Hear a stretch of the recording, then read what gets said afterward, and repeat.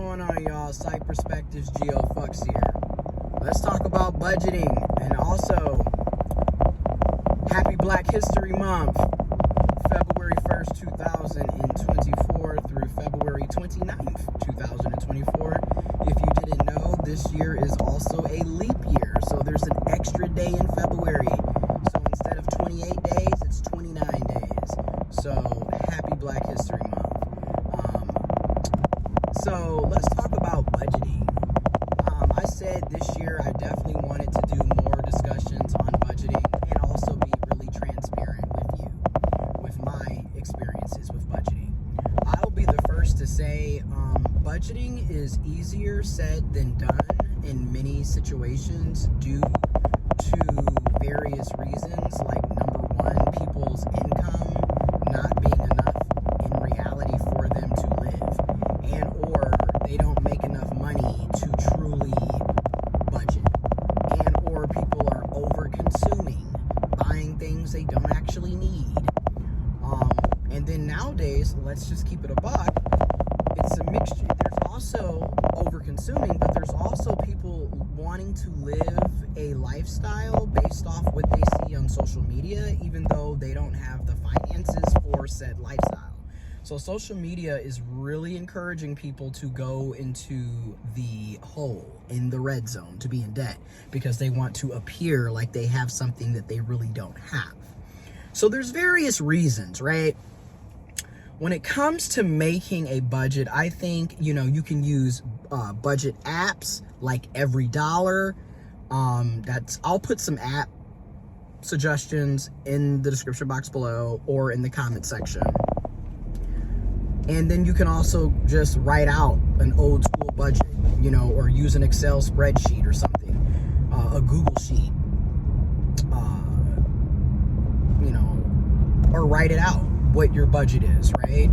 So there's various ways to go about doing it. One of the things that I like to highlight here is you want to know how much money you're bringing in. You want to know where all of your income is coming in, because that's just the whole point of the budget, is tracking your spending and your expenses. And then if you're like budgeting with a end goal to, for example, pay off a credit card or to go on a vacation or whatever it may be, you want to track your expenses, what your bills are, how much money is coming in. And like the first initial budget, because you notice I said first initial, because let's be honest, once you start budgeting, you're going to be making numerous budgets. Budgets change. They're very fluid, right? Because you might start making more money, so now you have a little more wiggle room.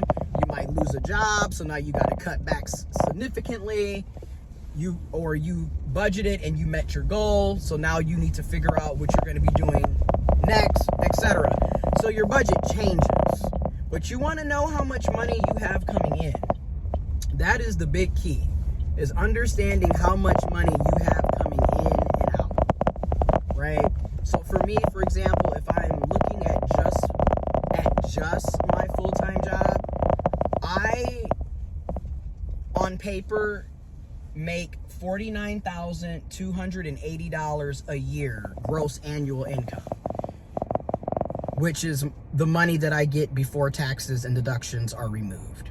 My net income is completely different, because according to my gross, I should be bringing home $2,050 every 2 weeks, but that is not the case because of taxes and deductions.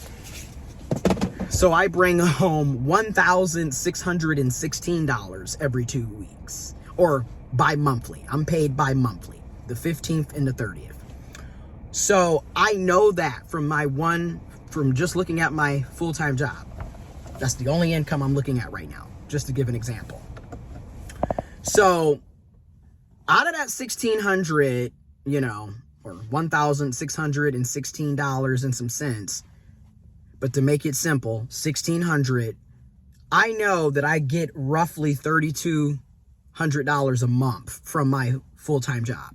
And I'm using that to budget. So I know I got $3,200 coming in, $3,200. Once you know your income, you need to start looking at your